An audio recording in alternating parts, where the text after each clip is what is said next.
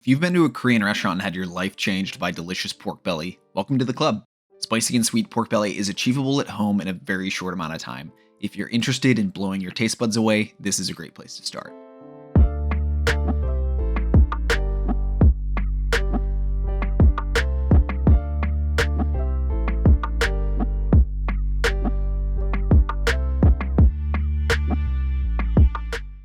To begin, we need to make the spicy sweet sauce that's going to coat this delicious pork. The main ingredient is gochujang, a fermented pepper paste common in Korean dishes. This used to be way harder to find without a Korean grocery store nearby, but you can even find this at a Target nowadays. The other ingredient you may not have is gochugaru, Korean red pepper powder that can really bring some heat. This can easily be found on Amazon if you can't get it locally. To make the sauce, mix together 2 tablespoons of gochujang, a half tablespoon of dark soy sauce, 1 tablespoon of light soy sauce, 2 tablespoons of honey, 1 tablespoon of mirin, a few heavy pinches of gochugaru, and 1 tablespoon of water. I microwave this for a few seconds to loosen up the honey and gochujang, give it a taste, and bask in the deliciousness. I've got close to a pound of sliced pork belly here that I'm going to place in a pot of cold salted water. I'll bring this up to a simmer and let this ride for about 5 to 8 minutes, or until you can see a lot of fat, scum, and impurities coming out of the pork. While the pork is simmering, I'll thinly slice some scallion as a garnish. This is definitely optional, but highly recommended. Remove the pork from the pot, being careful not to get too much of the impurities along with it. At this point, I'll run the pork under cold water to remove any extra gunk. I know this sounds like a lot of extra steps, but this technique really helps the pork come out much more tender and less gamey at the end.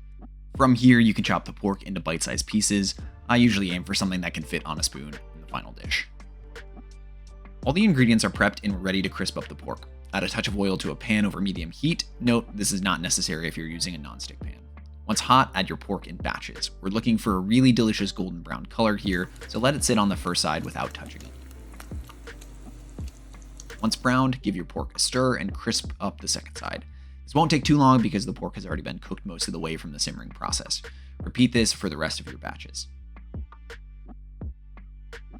Once your pork is crunchy, wipe out the excess fat from the pan, lower the heat to medium-low, and add your sauce mixture. Let this begin to bubble and thicken slightly, then add your pork back to the pan. Continue mixing on the heat until the sauce completely coats the pork and is thickened to coat the back of a spoon.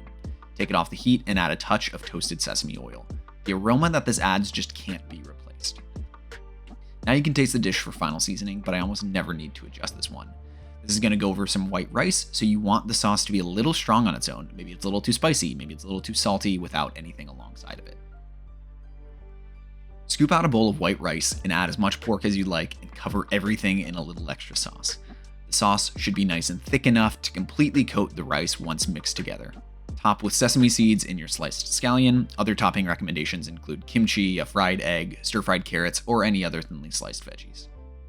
This dish is a delicious showcase of a few ingredients designed to play off each other.